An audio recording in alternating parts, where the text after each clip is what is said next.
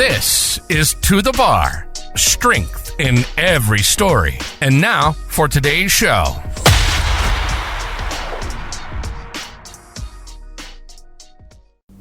Welcome to the bar. I'm your host, Jess Roebuck-Slaney. And I'm Aaron Holt. And today we are joined with co-founder of WODAPTIVE, Nigel Barber. Hello. Hello. So we've invited you in today really because we are a week? Yeah. Yeah, a week after British Weightlifting's first ever Adaptive Open. Hopefully, first of many. Yep. Yes. And so, yeah, we sort of wanted to get you in to talk to you about it because from what we hear, you and Claire. Yeah, so August last year, obviously Emily did her competition here. Yep. And as it's literally 5 minutes up the road from me, I was like, I might as well just do something fun for 20 minutes and then go home again. My PT works here anyway, who knows how I lift, how I do everything. So I said to him about it. He's like, yeah, fine, whatever, we'll sign you up. Emily was, to start with, she was like, I don't know what to do. And she said, literally, you need to have a conversation with Claire and Maggie. I had a conversation with Claire and Maggie, and they said, it was a lot easier than we thought. It's like, yeah, it's not hard.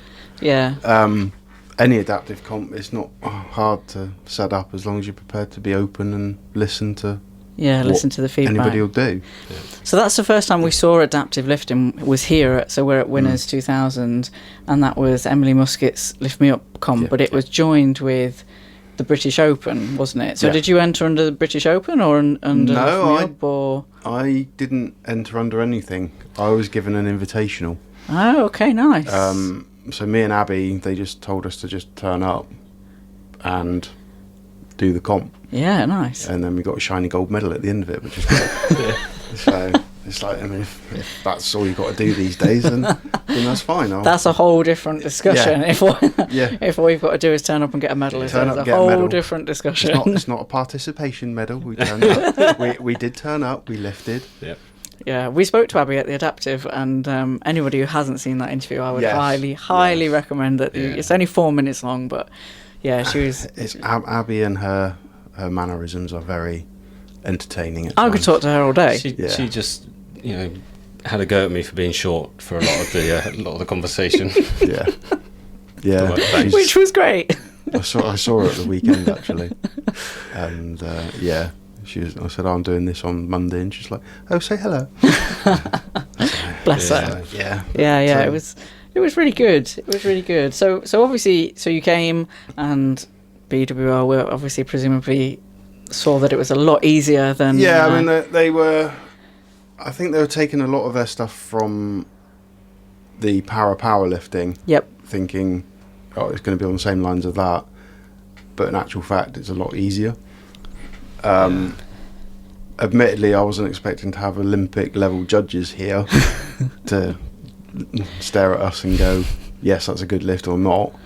But literally, when I was warming up, these 4 people appeared and they were like, we're your judges and we've got no idea what to do.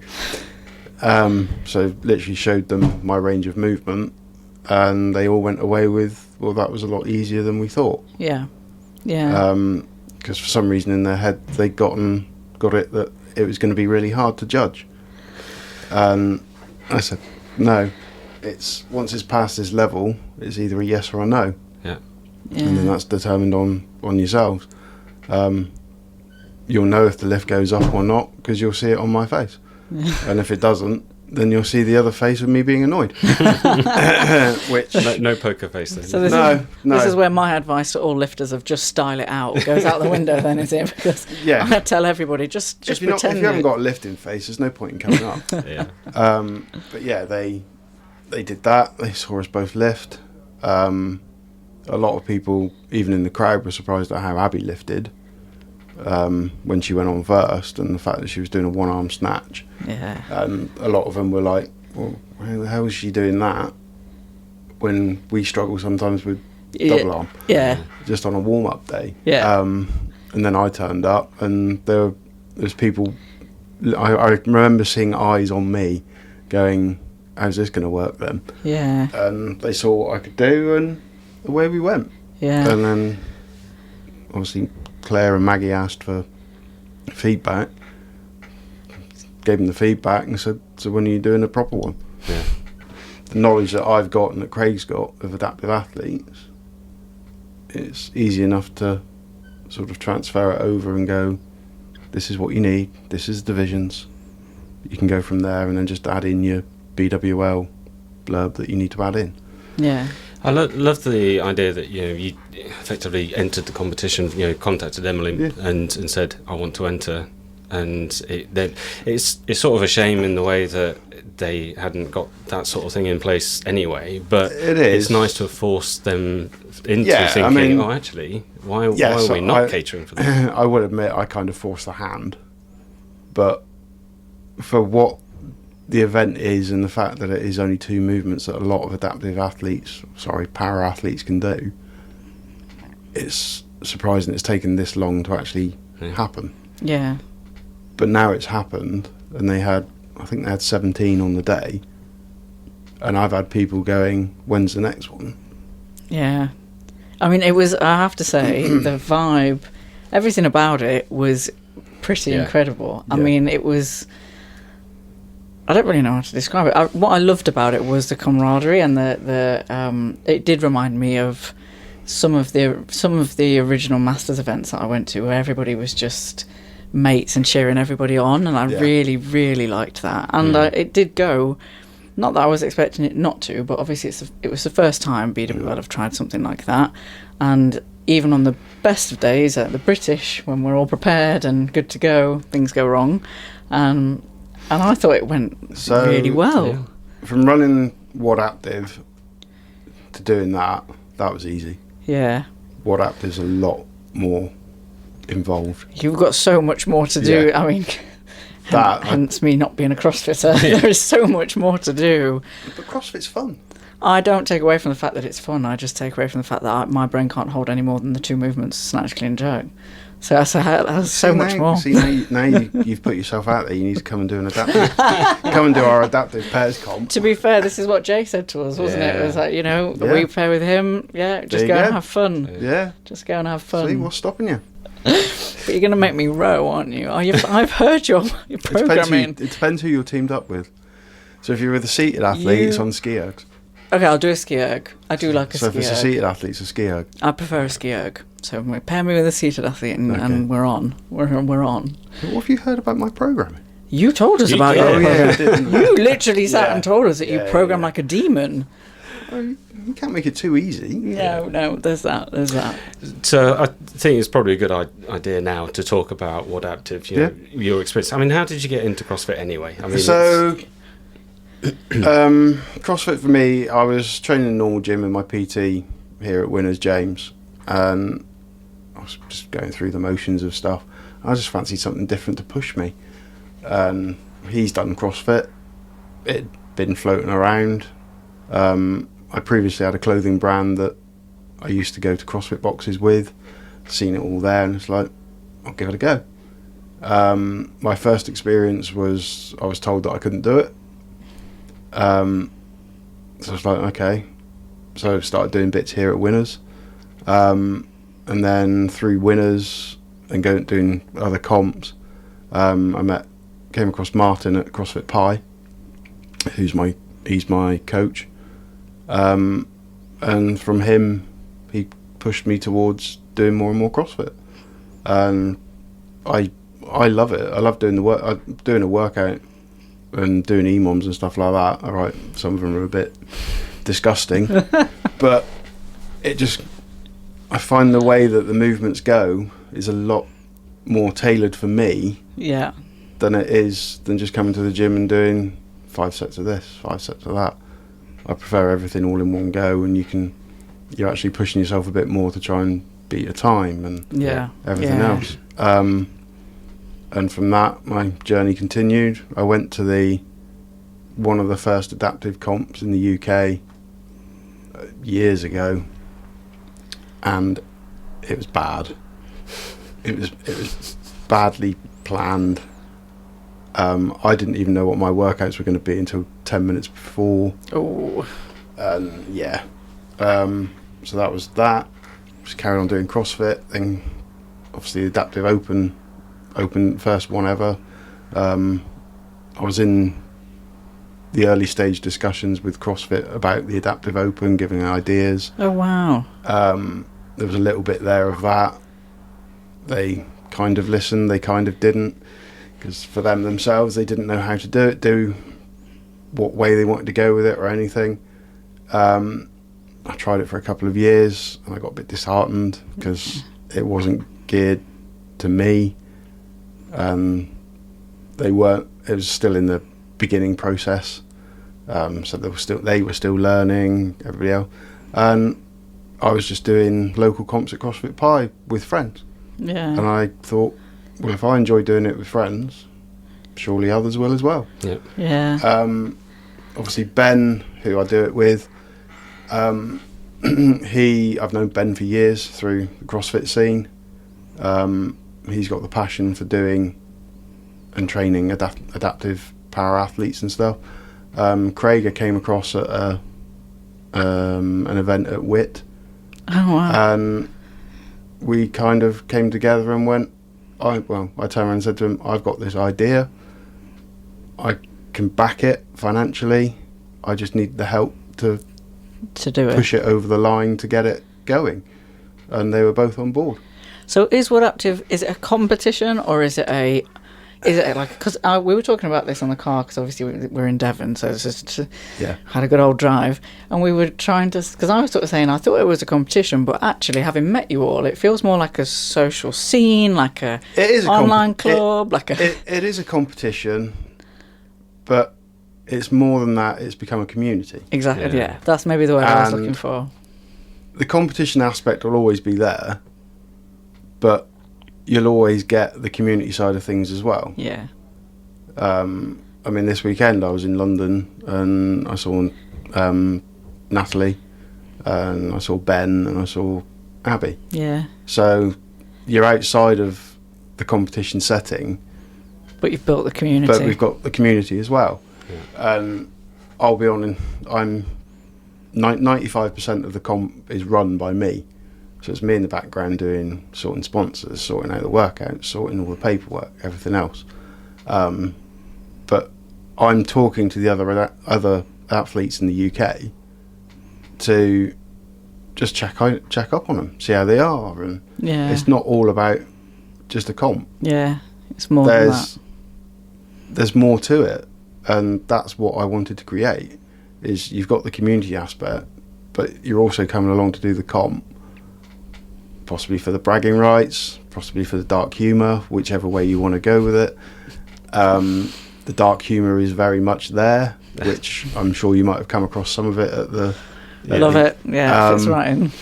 For a lot of people looking from the outside looking in at the dark humour, they can be a little bit like, okay, this is maybe a little bit above my level, but it's what happens. Yeah. I mean, when we were doing the clean and jerk phase, for the seated, we were all sat around the TV screen around the back. None of us were warming up because we were waiting to see what was going on. Yeah. And Paul, who came down from Scotland, he was like, I was having to tell them, go and warm up. Like, we were just ignoring him. But even Paul, he was like, the day before, I saw him the day before, he was like, what do I do if I say this? Say it. Yeah. Yeah. Yeah. If anybody's upset with you, they'll tell you about it. Yeah. Nobody is. It's we're there to. We're not there as a showcase. We're here to prove a point. We can do this. Yeah. We want to do this. Yeah. Yeah. Let us do it. Yeah.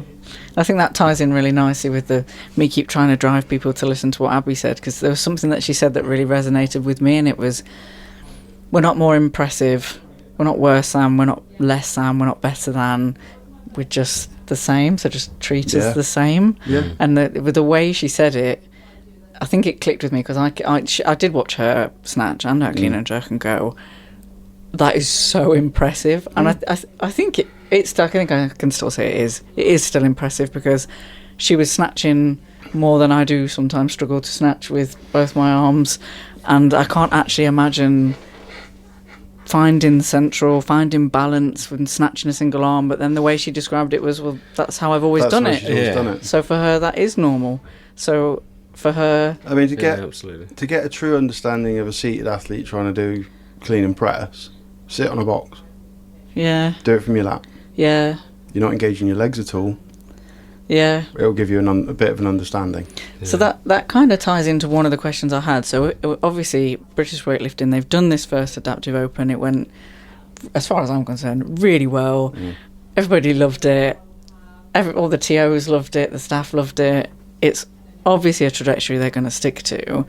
So that then opens a whole new world for me as a coach, as a TO, as somebody interested in weightlifting, to think, so how would I coach that? How would I coach? So when we were driving home, I was thinking to myself, if somebody like you came in and said, I want to weightlift, you've done it, so you know roughly what you're doing. I could help as a coach. I think I could help. Once you'd shown me what you could do and what your normal was, I think I could help.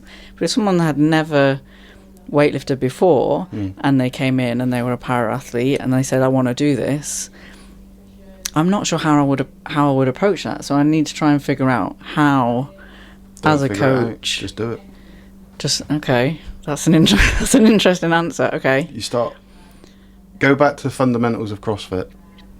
PVC pipe. Yeah. So with the dowel. Look at range of movement of what the person can do. Yeah. So, because it is just two movements. Yeah. You've got more focus on those two movements to see what works, what doesn't work. Yeah. What their range of motion is for a person, stuff like that. Yeah. You've got the option of training bars now as well. Yeah. So you're not having to do heavy load. So you can build up to how it works for them. Obviously, for me, I can lean forward, but I can't get myself back up. Yeah. So you'll see it on the videos that my PT was standing behind me to sit me back up. Yeah. He's not giving me any momentum to lift. Yeah. All my lift is from my arms and shoulders. Yeah. Which is why some look like they go up really easy and some don't. But that's come from years of practice of being with him. Yeah. When we first started, I headbutted the barbell a few times. Yeah. Chinned myself, nosed myself. I think at one stage possibly hit him in the chin with a barbell. Which is definitely making me feel like, yep, we are all actually, because I've done all those things. Everybody's done it. Yeah. But it's don't overthink it. Don't overthink it is a takeaway. Just okay. do it. Yeah. So start with the fundamentals of CrossFit. You've got the PVC pipe, you've got broom handle. Yeah. You can then just break down the movement of, I mean, my coach Martin, he breaks down my snatch movement and just gives me, sometimes I just get programmed the high pull part. Yep. So I'll do that. So I'll probably have 4 or 5 high pulls and then a snatch. Which is the same as what we would do. Yeah. So it is just a case of us overthinking it in the sense of... A lot of coaches who don't come across para-athletes overthink it when they get someone who does. Because I would always start a beginner with a dowel. Yeah, a beginner weightlifter, you would start with a dowel to figure out can they overhead, like, because when I started I couldn't overhead squat in a snatch position with a dowel, and the mobility, like working on the mobility, has taken a long time. But so I would always start with a dowel and see what's the mobility like. So it's the same principle. Same for an adaptive athlete. Yeah. Admittedly, yes, we're not all the same. You got various. I mean, neuromuscular is a minefield for what movements work, what don't. You've got some neuros that will have 2 arms at work, or you'll have one like Abby where one doesn't. Yeah. So it's fine tuning it to the person. Yep. But that comes over time of starting with the fundamentals and working up. Which all weightlifting should be anyway. I mean, all weightlifting programming, from my perspective, should be fine-tuned to an individual. Like, you work on your own weaknesses and your own areas of development. I mean, I'm still now working on my overhead. Mobility probably will be until the day I die. So it's the exact same. Yeah. And I've just overthought it slightly. Yeah, I think that one of the lessons there is not to be afraid and to just crack on. It, the fact that someone's come to your club, your CrossFit box, whatever, shows that 1, they want to do it, but 2, they've from somehow gotten the idea in their head that this is a place to come because they feel like that they could do it here. Yeah. Or if someone gets in touch, they've obviously gotten in touch. Yes, right, you might be the localist one to them, but they've still gotten in touch with you. Yeah. Because they want to do it. Yeah. So work with them, and nothing is. You don't overcomplicate it. Yeah. Which some people do, but that's possibly more from fear of themselves of, oh, what if this, that, and the other. Yeah. But a lot of the time, para athletes are just like, I just want to do it. Yeah. And I think that's it. It's just stepping away necessarily from the, I don't want to say strictness, like, of the way we're taught when we do the BWL qualification is at particular points in the lift where the bar should be, where the pressure should be. So I think it's moving away from that sort of structured and being a little bit more like, do you know what? You want to weight lift? Right, let's figure out how we get you to weight lift then, and just going from there, which I would with a beginner. I wouldn't expect a beginner to be able to meet every point of performance perfectly. So it's just that little bit of extra step of being a bit more flexible. So for me, for clean and press, I do it as a snatch grip. Okay. Yeah. Because me putting my arms in smaller means I don't get the functionality out of what I have got in my arms and shoulders. Yeah. But with a wider grip, I can throw the bar around quite happily. Yeah. So do you clean from the snatch grip, or do you Yep. you clean from the snatch grip as well? Yeah. Ooh. Ow. But it works. Yeah, Yeah. but Well, your this is mobility must adapting. be. So I've only got one head working in my triceps from my injury. Yeah. And my ability to get stuff overhead is very iffy. I mean, my 1RM snatch is 18.5k, and I was told that I'd never be able to get any weight above my head. Yeah. But again, it's come from 20 odd years of going to a gym. Yeah. Because I had, at the start of my accident and stuff, I had the dark days. Yeah. I did what most people would do and tried to commit suicide, but then I found fitness. Yeah. And my first PT was an ex-Marine. I bet he wasn't going to. He was evil. Yeah. So he was not. evil. He was evil. Yeah.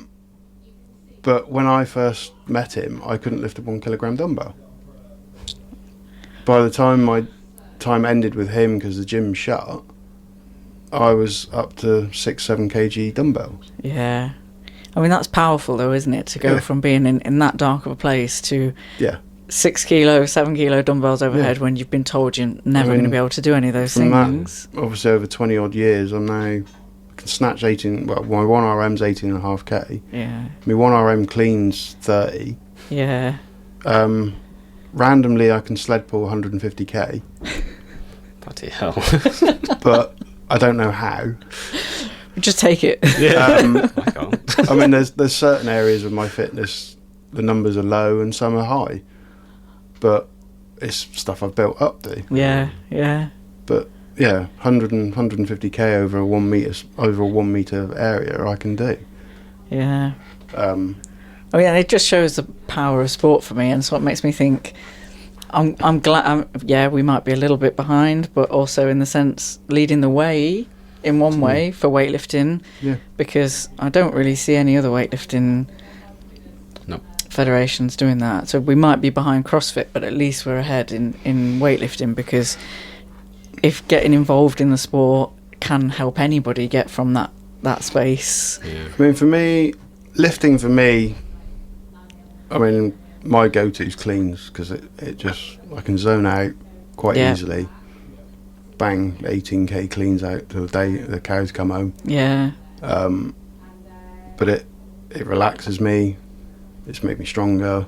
Yeah. I mean, when I first started CrossFit, I had curvature at the spine at the bottom, but that's purely because of being sat on my arse all the time. Yeah. That has straightened up from doing CrossFit and overhead movements. Building the muscle. And obviously from CrossFit doing cleans and clean and jerk and snatch, you're then linked with British Weightlifting and doing just the 2 movements. Yeah. Which 2 movements over a 20-minute period, it's fine. Is a nicer way of doing it. than a full day's worth of competing. But it's what you want to get out of it. I mean, Ben that was there, he said the vibe's totally different than from a comp, because normally there's tunes banging and then you haven't got that, and he's like, he said it's really affecting with my head. I think it's an interesting one, because obviously the British Championships and the English Championships, we partner with Strength in Depth or FitFest, and so that's, you've got CrossFit, you've got British Rowing, and you do have music non-stop, and it is more like a CrossFit comp. The noise never ends. And for some weightlifters, that's really thrown them off because they're used to silence. Now, I hate that. It's one of the things that I don't like about getting on a platform in front of other people, is that it just all goes quiet, and I'm like, I would rather leave the music on. There was a couple there on the day that they weren't sure about doing the comp. They turned up, but they weren't sure they were going to do it. And then they did, and they got PBs and stuff, so they were all happy.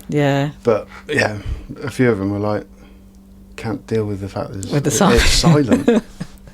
And I said, I get that, but you've also got to remember you're not at a CrossFit sort of style event. It's you against you, pushing yourself on what weight you want to do. And admittedly, a few of the lifts were a bit iffy, but the judges gave them, so I don't know whether that was a case of they gave them purely out of he's done it but not in a conventional way and we'll let it slide. But I think it's probably learning for us as well, because the one thing I did like, even though we didn't TO, I really liked that they did do the briefings beforehand, so each athlete met with the 3 refs and like you said, demonstrated what their range of movement was, what their, what a good lift for them looks like. So I mean, honestly, there's iffy ones in every comp. I mean, we were at a comp yesterday and there were some iffy ones. I think that's why there's 3 refs usually, is because but it also comes down to the person. If they think they can get away with it, then they'll try it. Well, I always say style it out. I mean, I know that one of mine on the weekend wasn't great. I still took it. And there was 2 that I failed miserably on, and I knew that I'd failed. I got it above my glasses, and at home I sometimes go, sod it, and I'll take that because it's up. Training make. At the event, I was like, nah, I can't take this as at the event, because it's kind of disrespecting myself. I get that. I've definitely done that in the gym and been like, made a jerk for the first time, and I know I've pressed it, but to me it's a training make. I'm having it. It's in the gym. I'm training. If I was on a platform and I got the white lights, I probably would be a bit annoyed because I wouldn't have given it to myself. But I think it's learning for us as TOs, realistically. I think because it was the first time, I spoke to a couple of them afterwards and just asked, what was it like in terms of, for me, I would have been conscious about trying to retain the information. So I think there's something about the group size. So if you're going to have some of our groups can run to 12 people. I'm not sure about remembering exactly everyone's individual, but if we've got notes and stuff, and and the more we do it, the more regularly we see people, the more you get used to seeing people, the more you get used to knowing what a person's range of motion is. I mean, so it should improve the more BWL put these on, and the more integrated it becomes with the British Championships and things like that. Paul was scared of giving good lifts and not, and I said, no, rep them. Treat us to the same standard. It's what we do at the WODAPTIVE comps. We say what our judges, if you think it's not good enough, tell them. No, rep them. And some of them you can see in their faces like, I don't want to be harsh. But it's like, no, hold us to the judging standards that we're telling you to. I get that. And you'll be fine. I have definitely done it. I don't want to be harsh to able-bodied lifters as well, though. If they're gonna bomb, and I'm like, oh god, if I hit this red, That's it. they comp bomb. over. Please, please, please come out and make this lift, and it's questionable. I've definitely gone, Sorry. well, yeah, sorry, you've bombed. Or I've definitely gone, Yeah. err on the side of caution, because Eddie always says, if you're not 100% sure, err on the side of the lifter and give the white light. So that it happens everywhere. I was chatting to Paul the day before, and he was saying, "Oh, I was red flagging teens and everything." I was like, "So you're upsetting teenagers and making them cry?" And he's like, "Yeah." Yes, yeah. He says I was holding them to a standard. Yeah. And he was doing the same at the comp. Yeah. And I was sat behind him at one stage and went, "That was a bit harsh." And all you could hear is him just chuckling, purely because of what he'd said the day before. Yeah. But he came over to me and he said, "I'm so glad I wasn't judging your group." And I said, "Why is that?" He said, "Because of what you told me yesterday, or the day before the actual comp." He said, "I wouldn't have kept a straight face." And especially looking at watching me do mine, he said, "I would have just been laughing." And he said, "It's just not professional." And it's like, well, the camera's not pointed at you, so you're right. But yeah, he loved it. I know he did. Yeah, he did. Yeah. Like I say, he was there at the back telling us to warm up, and we were all sat there just watching each other, watching the screens, watching the as we call them, wheelmen holding chairs. And some of the stances that some people were taking, just like, no. I mean, my doula here, my PT, he did one with Maddie where it looked like he was just in a squat, and we were all at the back going, "What's he doing?" But we then told him, "This is how you do it." Yeah. And then all the rest of the helpers and stuff that were there on the day, they kind of got it. Yeah. I think that's it. Once, I mean, if people have turned up to help, then we've turned up because we want to know. So just tell us what it is that we need to do, and we'll do it. But all the TOs that we spoke to, I know Sandrama TO'd, and we spoke to Holly, and there were a couple of others. Absolutely loved it. Yep. Like, it was a really good. It's just the vibe. If they weren't knowing what to expect, and it's something completely new, and it's opening your eyes to it, you are going to be like, okay. Yeah. And then you've got Abby who comes out, or Sam who came out and was doing clean and jerk with one arm. You're like, okay, so he's got it up to there. How's he going to get it from there up? Yeah. And it's just the way that the body moves. People are like, fair play. Yeah. And I think there's an element of naivety in the sense of it's not something I was saying this to Aaron, maybe not last year, the year before. I tried to watch the CrossFit Adaptive and the Masters stream, and it was from 400 million miles away, and you couldn't actually see anything. But that was the first time I'd ever tried to watch anything to do with the CrossFit Open, and that put me off. So I just don't have the exposure, really. There's a couple of para athletes that clean. I always forget the guy's name, and you'll remind me. We see him at WIT. Tyler, who I follow. So I see him clean and jerk, but I just don't have the exposure to para athletes or adaptive athletes. So there was an element for me of watching and watching in that awe sense of I don't get to see this. So I can imagine if I was a ref, not knowing what to expect, and then also being a bit like, this is all completely new if you've not been exposed to it, having a very busy brain. Or at least I would have done. So one of the things I said to Claire was, if you've got BWL people at these comps that want to know more about para athletes, come to a WODAPTIVE comp just to watch. Yeah. You'll get an understanding of how people and that's where the crossover needs to come, I think, in terms of learning. I've even said if there's any BWL people that want to judge, we put you with, normally the judges that we give them 2 different people over the day. Yeah. But you're with them for all 3 workouts. Okay. So then you get to learn. So you get to learn specifically about them and how they move, and you can see it. Yeah, see, that'd be cool. And then on your downtime, when you're not judging, you're there, you can watch and you can see who's... Yeah. You see what it's like. Who's doing what. Yeah.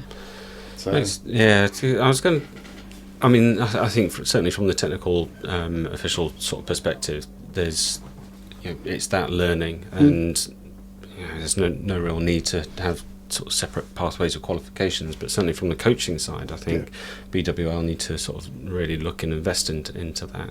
Yeah, but I love the idea of TOs just turning up and saying, "Can I help?" We're more than happy, even if they just want to volunteer for the day, be a wheelman. Yeah, I think that's great. So the wheelmen, the people the hold behind, the which I saw, some of the sort of the coaching or teaching, teaching some of the volunteers there on the day how to do that. Because you're right, it's how they do it, it's different stances. And if you want to come along in September just to watch, come along in September. Yeah, I think you gave us a date, and I did put it in the diary because it was 7th of September at Cattle Dog CrossFit. There we go. There you go. Get yourself down. February next year will be our biggest event, which, if you want to judge at that, we'll take you quite happily. You get a briefing the day before. Don't worry. Okay, there we go. So we just need a briefing. Yeah. Just tell me what to do and I'll do it. It's not a case of turning up and going, "Oh my God, what am I doing?" We'll give you a briefing the day before of what you'll come across. Yeah. What certain people will be able to do. Yeah. And you'll be then able to be like, okay, but you'll be able to meet the team that you're judging, go through what's on your clipboard of this is the weight they're doing, blah, blah, blah, blah. You can ask them, what is your range of movement? Yeah. I think it's great for us at British Weightlifting, really, because we've just spent quite a lot of time as a group of TOs in trying to, hone the skill. There was a lot of variation in the way people were judging, because being a TO is largely on a voluntary basis, in the sense of we do get some recompense, but it's not a massive amount, and obviously there's a lot of travel, and if it's a 2 or 3 day event, you've then got accommodation and stuff. So what it meant was you either ended up with a core group of TOs that were everywhere, or TOs that turned up when something was local, which meant that the reffing was quite variable. So we've put loads of effort in, all the TOs, I think, in terms of sharing knowledge and trying to get to a standard where we all ref at the same, or try to ref at that same standard of, okay, even if there's 3 of us and 2 of us have given no lift, most of the time you'll find the third one that gave the white lift go, what did I miss? So that we can try and get on that same level in terms of like the feet weren't in line, or it was a slight press out, or whatever. If you want to judge in February, it's in London. There we go. Yeah. So we've sort of put so much time into being really strict that actually it'll do us good now to be a little bit more dynamic in terms of when we do adaptive opens. Yeah. Actually, we have to be able to be flexible. If we can pass on knowledge to other people, to make sports more, I don't want to say accessible, but more open. Yeah. So that we can just come along, do it. Yeah. Not have a. It doesn't have to be a big thing. It doesn't have to be a big thing. Yeah. There's no harm in TOs going, what is your range of movement? Because you will come across a lot of people that have various range of movement, even though their condition could be the same as the person next to them. Yeah. I mean, from my point of view, I'm not supposed to be able to get my arms above my head because of my injury, but I can. Yeah. Same as Rob that was competing, who's same sort of level of injury as me. He was of the same thing, and he was the only one I was trying to beat on the day. But that's where you get your strong lad, wasn't he? Yeah, but that's where you get your little bit of competition from. It's right, he's in the same sort of area as myself. Yeah. So it's like, I'm going to try and see if you can outdo him. Yeah. Sometimes works, sometimes doesn't. And a lot of the seated athletes, you'll get the same. It's like, can we outdo each other, sort of thing? Yeah. On the day. Yeah. Yeah, competitive aspect. Yeah, there is that. Yeah. But a lot of the time, it's at the back, we're just literally go over here. Yeah. I mean, Jacob, who was there competing, he was in an hour and about his weight, and I said, well, you've got one lift to go when you clean and jerk. Why not go for a PB? Yeah, just have fun. Just try it and do it. Yeah. You've got your other 2. try for a PB. He'd put the extra kilo on and you got it. Yeah. Awesome. Definitely went away with the gold medal then. The PB's got the gold medals, didn't they? Yeah, good for him. So it's just one of those. It's if you fail the lift, you fail the lift. And I think that's the thing. The takeaway for me is if somebody turns up and they've entered the competition, they want to be in the competition. So it's absolutely okay if I was a TO for me to go and say, show me your range of motion, let me try and figure this out with you so that I can ref you correctly. Like, it's not being afraid to have the conversation and just say, what do you need from me? Craig said it at our comps, WODAPTIVE comps before.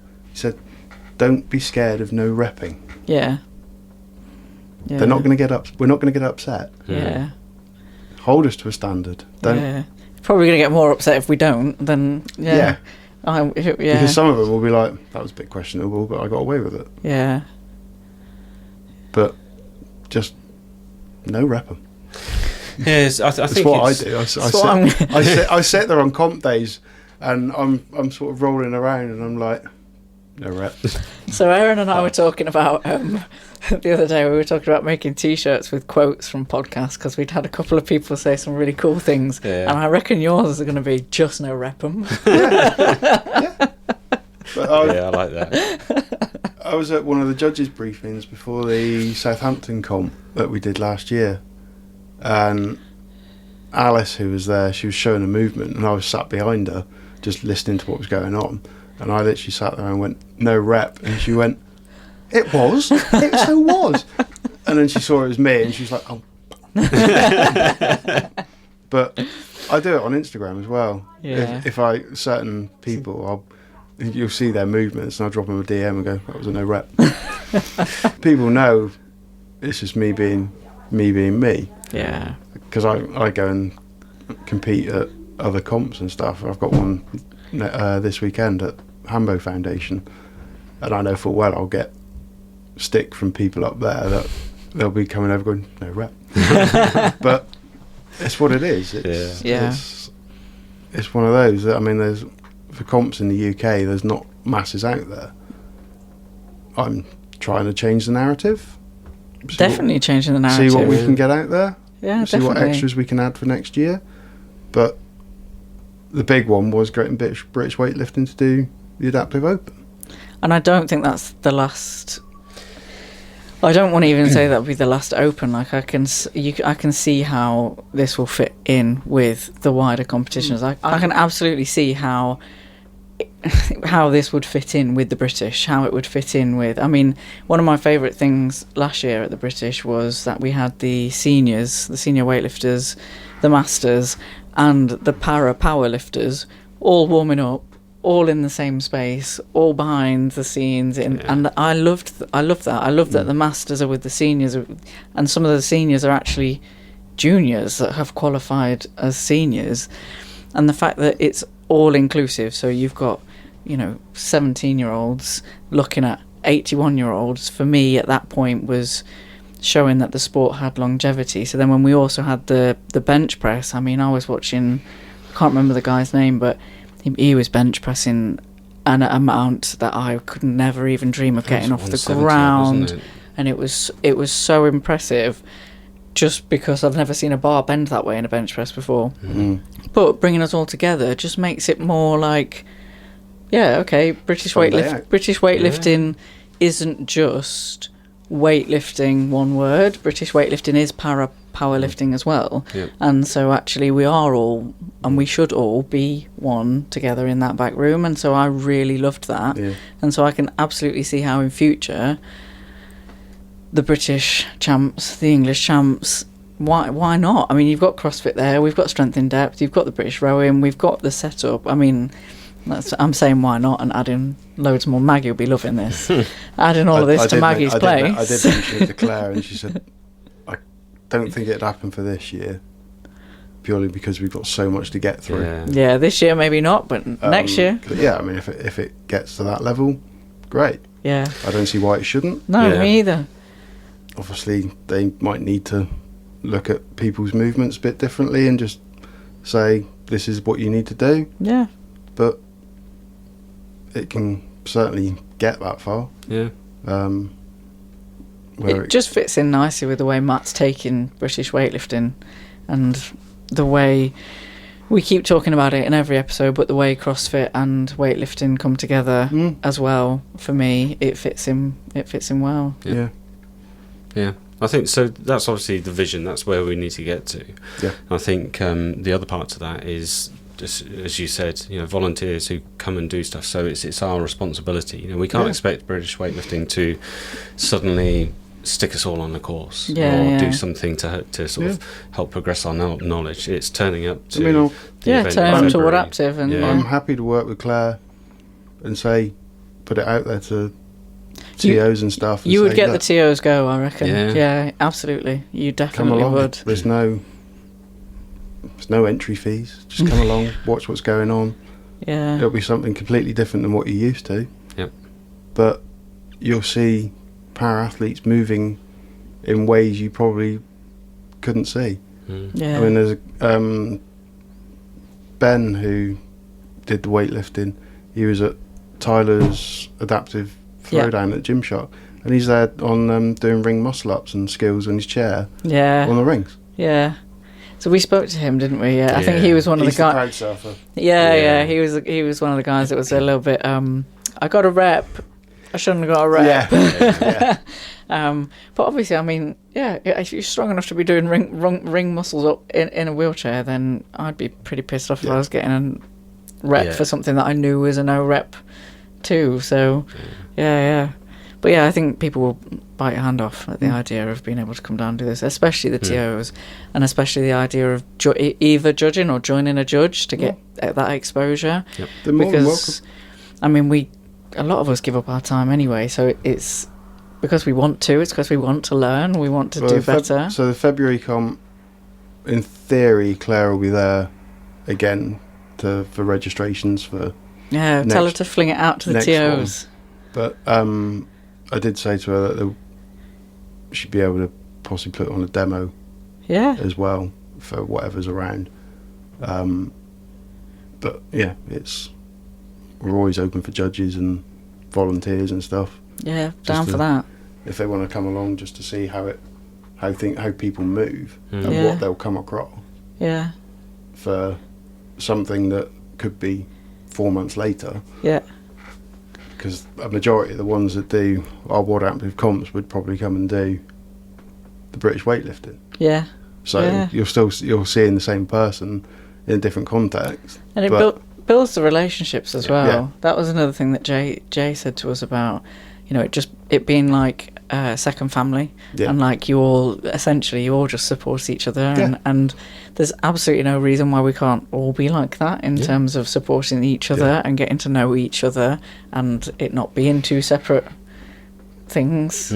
So I really like Jay on the day, I'm pretty sure he got a PB. He did get a PB. By the way, he got screaming. He did. He did get PB. But you've got people like Jay doing that, and you've got Maddie who she did our first ever WODAPTIVE comp at Gymshark. Yeah. And she was umming and ahhing about doing it, and she did that one. And she signed up for our one in September. Yeah. But that's what I've had. I've had people sign up for one comp, not quite sure knowing what to do, and then going, I'm already signed up for the next one. Yeah. And we're getting new people coming through. I mean, our September one, because it clashes with the games, we've got a few that have done ours for the last few comps that aren't coming because they've gone to the games. Yeah. But seeing where they were 2 years ago when we started our comps to where they are now, you can see the progress. Yeah. James Sutcliffe, he came to our comp, not knowing what it was all about, along with a lot of other people. He's qualified for the CrossFit Games this year. Yeah. And I've seen him progress over 2 years. Yeah. Sophie Wilson from the Hambo Foundation, I've seen her progress from 2 years. Nat Craig. There's athletes out there that have come to our comps at the start of something, and then 2 years later you see that they've qualified to go to the game. And it's nice to see that we've been part of that progress. Yeah. And even people that haven't qualified for the games, they come to the first comp, and you can see that they're lifting heavier. Yeah. And they're moving better. Yeah. And they still walk away with that buzz, Yeah. right? And it's still the I want to come back. yeah. Or yeah. Well, I don't know. It was debatable after February's comp with the thrusters and rowing. I think they were a little bit unhappy. So I'm pretty sure this is the one that you told us about, and I Yeah. was like, yeah, his programming sounds vile. Yeah. There's more to come in September. But between me, Ben, and Craig, we all write a workout each, Yeah. and always give them. Right. I mean, September's there was one was Dillygaff, one was Bohesia, which is bend over. Here it comes again. Obviously, you got Dillygaff, which is does it look like a giver? Yeah. Right. And what's the other one? There was another one as well, but I just did it for the polarity factor. Yeah, just have fun with it. Yeah. Yeah. I mean, my one in September is called Endgame. Nice. Which is I'm already inviting. checking out. Yeah, I'm already done. But Endgame. we've got an extra workout in September to make it a little bit more fun, Yeah. and not really many people know about it. But if they listen to this, Then they will. We've got erg shoot coming. So you ski for a minute, and then your partner shoots. Has got 50 seconds to shoot 5 green targets. Nice. That's Okay, cool. so that's really. So it's just something a bit different. Yeah, Yeah. that makes me think the Olympics. Yeah. What's it? Pentathlon? So the guys that do the erg shoot in the UK, they were recently at the French Throwdown. Ah, right, with the Lujajum. They were there. Yeah. Yeah. So Yeah. we've got them there for that. Nice. February comp, axe throw, maybe? You never know. Could throw it out there. I have Something done. different. I've done an axe throw before. I can come to that one. So there's a guy who trains at CrossFit Pi called Jamie, and he used to compete down at One and All. I haven't seen him down there for a couple of years. But they had axe throwing. Jamie's blind. That's something. Yeah. Jamie got 3 bullseyes. That's impressive. I want to ask him how. Not how did he get the 3 balls out, but like how do you like? It goes back to what Abby said. Like that's just how I've always done Yeah. it. Yeah. So he's just Same with always him. done it blind. Okay. Jamie doing box jumps blind and not smacking his shins. You're always watching it thinking he's going to do it, and he doesn't. He's just up and over the box, up and over the box. Yeah. It just takes. It's It gonna. goes back to when you were talking to Claire about the blind athlete that snatches. Yeah. Yeah. They Yeah. just do it. Absolutely. Yeah. She did really well as well. Mm. Yeah. I mean, all Jamie does is he feels the edge of the box, so he knows Knows where the it He is, knows where it Yeah. is. and that's it. Off he goes. And so for the axe throw, presumably he can touch the target and then walk back, or No, because it was in a metal cage. All you've Nice. got is somebody down the end just taps each side of the cage, so he so he knows where it is. his echolocation, he part bat. Yeah, That's amazing. That's incredible. Yeah, Throws the that's axe. incredible. Yeah, bullseye. that skill. Yeah. But there's people at that comp that were moaning that they weren't getting very good, they weren't doing very well. It's like, excuse me. Hang on. you can't really say much when Jamie's there who's blind doing what he's doing. Yeah, yeah, So Love it. yeah. I love it, and it is the takeaway, isn't it? It's people are there Yeah. because they want to challenge themselves, they want to compete, they want to train. If people turn up to a gym, regardless of who they are or what they can do, it's because they want to do something, they want to try, and so we should be supporting that however we can. Yeah. And so yeah, I think I mean, I know my job is done on the day when there's people on the floor. Yeah. If they're on the floor, you know you've pushed them hard enough. Even able-bodied, if they're on the Yeah. floor, you know you've pushed them hard enough. yeah, But that's why we get it right, because the programming for the adaptive and the able-bodied, obviously able-bodied is just RX all the time, but their adaptive partner is just always going to be, we'll push them to what they can do. yeah, yeah, And after the workout I gave them for the Gymshark comp, there was a few on the floor, but it shows that I'd pushed them enough. Yeah. And they'd done it. Yeah. And I suppose the equivalent for us with the British weightlifting is when they PB'd. Yeah. You know? Yeah. If we've created an environment where they feel confident enough, and you've got that, because you do get a little bit of extra adrenaline on that platform where things feel a little bit lighter than they actually are, absolutely. because of the environment and because it's a I competition. mean, from what I can remember, there was at least 12 PBs that day. Yeah. Which is incredible. And I think that does come down from primarily from the vibe that the athletes brought. I won't lie. I think the fact that they came down and they all were just... And the seating was filled, you know, the spectators was filled, there was people cheering people on. It was competitive, but not competitive to the point where competitors weren't cheering each other on. It was a really nice competition. And so that is the kind of place where you are going to you're going to push yourself, you're going to PB, because all your mates are there and yelling for you. Why wouldn't you? Next time, go around the back when the seated athletes are around there, and then you'll just get all the dark humour.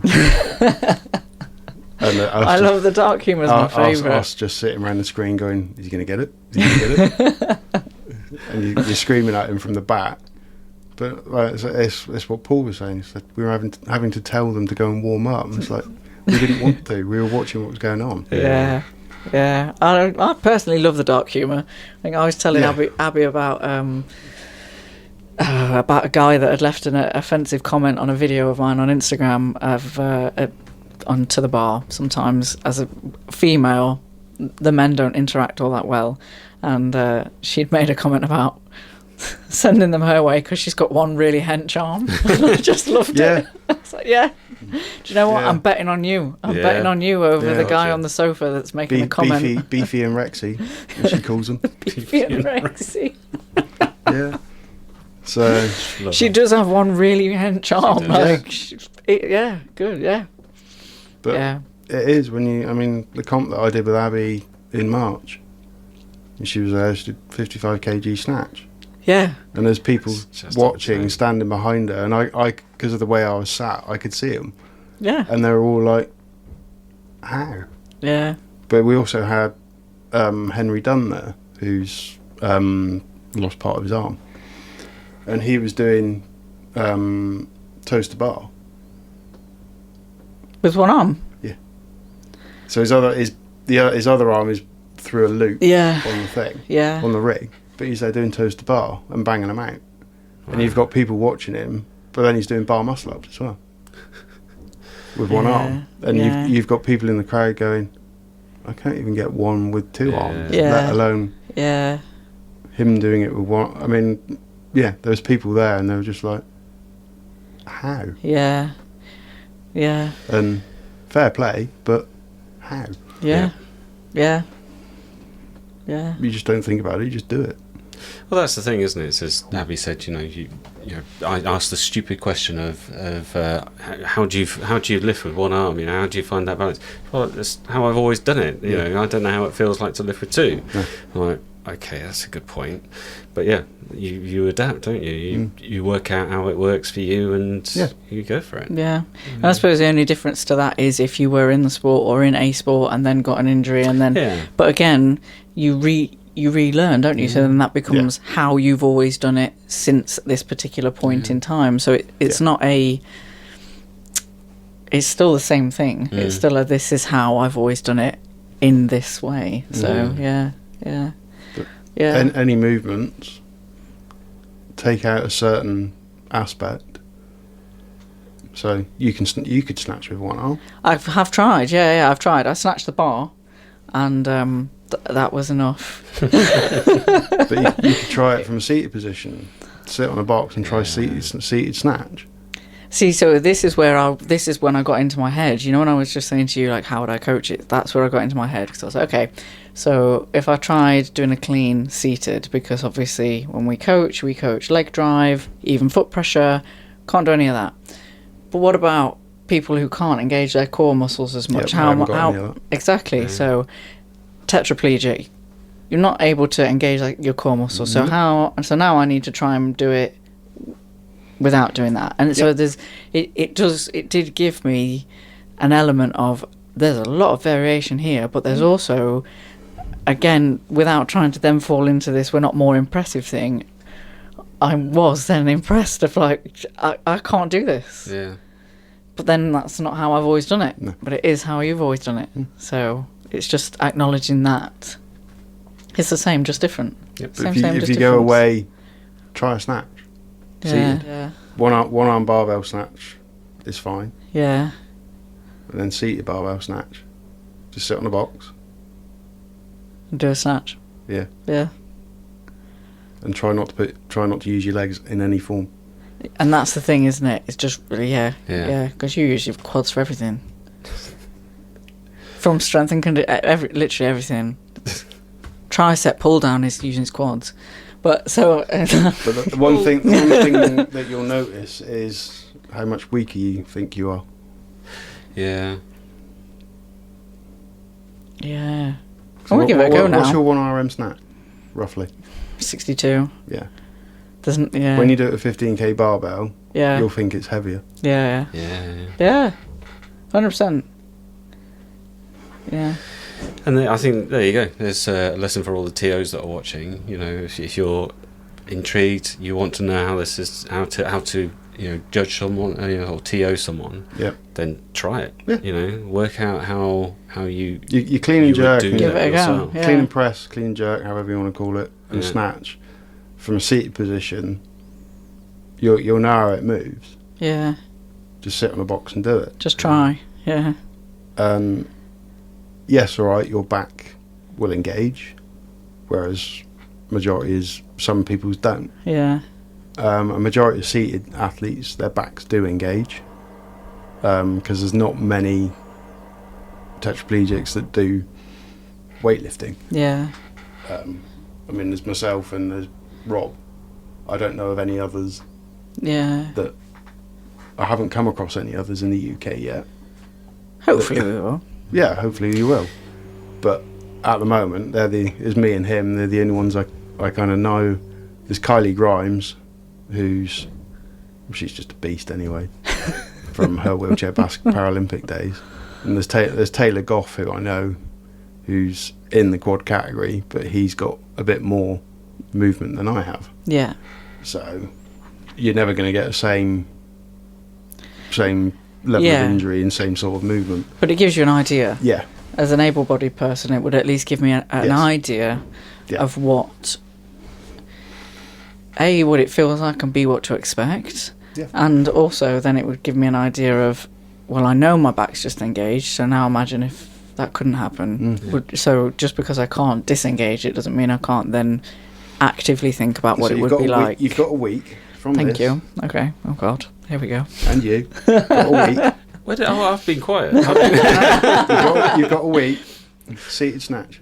Yeah. Seated yeah. snatch. You can get it. Will be on Stick it on. Instagram. I'll do Yeah. a seated snatch. Yeah. Absolutely. On a box. It's done. Yep. Deal. Next option is monorope. Single arm skipping. We're not going anywhere near any skipping ropes. Yeah. I've got PTSD from skipping. I thought you meant Like- rope climb. I was like, I was down for that. For a second, I was like, one-armed rope climb? I reckon I could do Monorope. that. So you've got bar in front of you and you skip. How? The best person to look up for that is Henry Dunn. Okay. So it's one, you literally bars there and you just literally skip. Yeah. Okay. Seated skipping's easy. It's just monorope. It's multi-rope, so you got one in each hand. Yeah. But you can do crossovers with multi-ropes.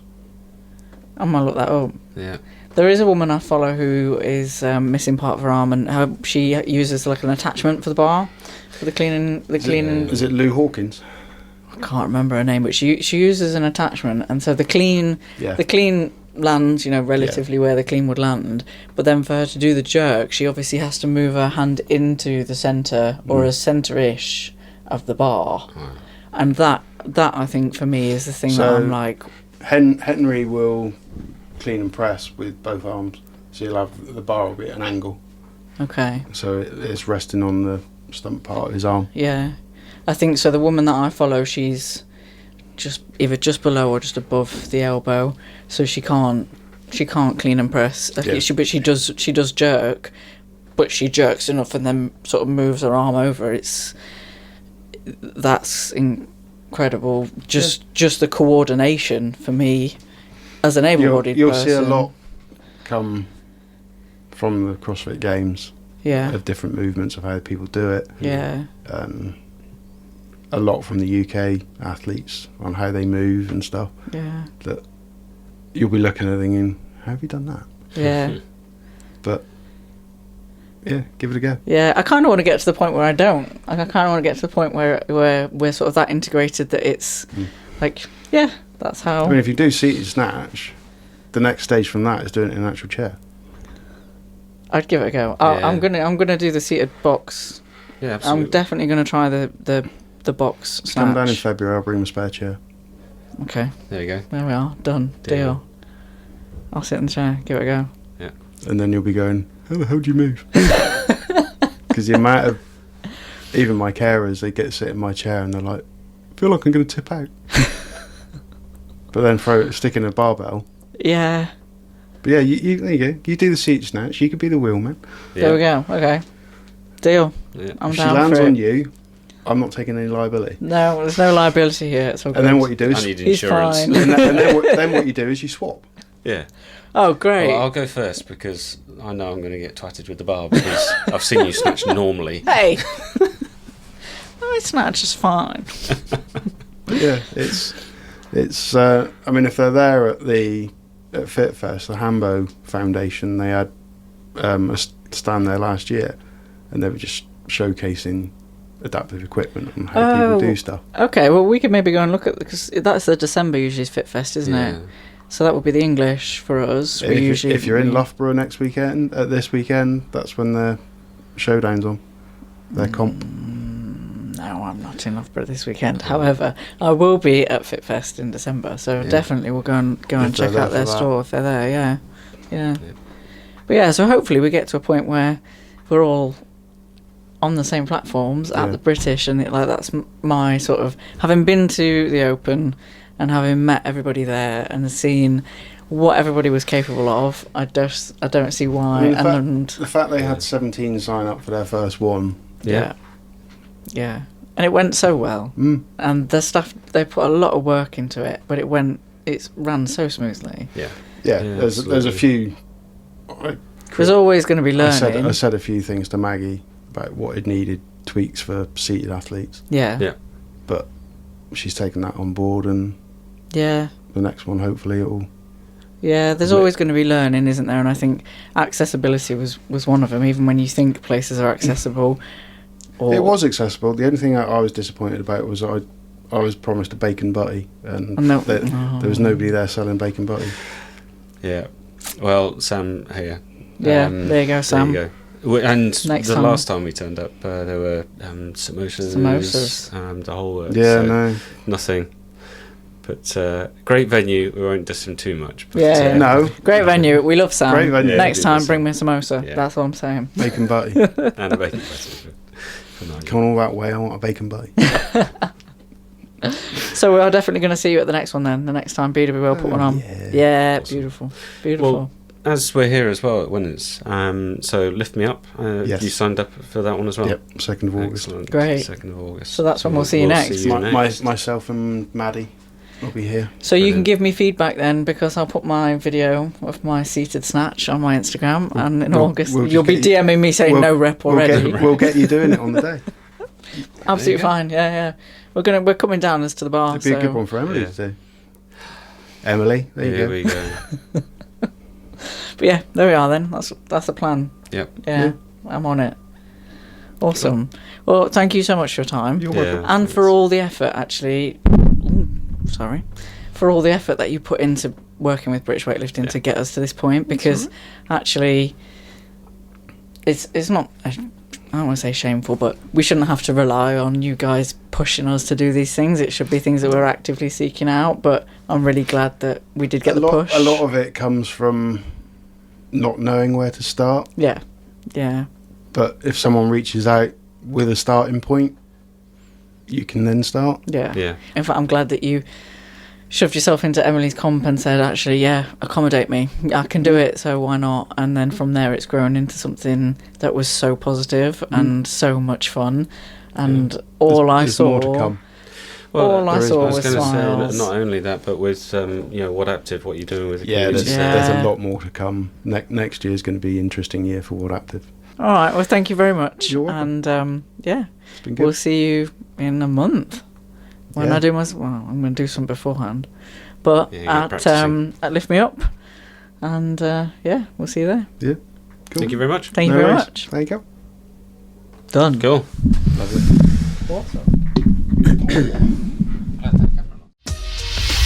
You've been listening to the Bar, Strength in Every Story. Thanks so much for listening. We're so happy to have you as a member of our community. We have a passion for weightlifting, but we also have an insatiable curiosity about everyone's story. We hope you've enjoyed the show.